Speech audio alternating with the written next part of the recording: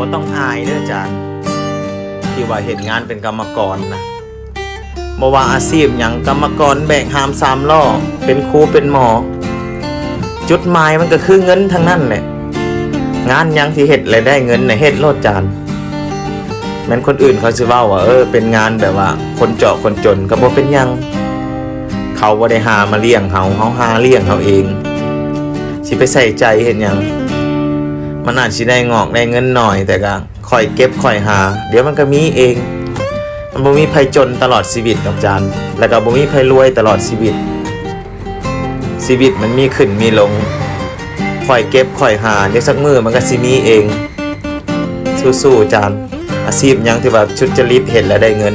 ลุยโลดอย่าไปใส่ใจเผื่อคนข้างหลังเผื่อครอบครัวอย่าไปใส่ใจผู้ใดสิเว้าหยังก็ได้สู้ๆจาน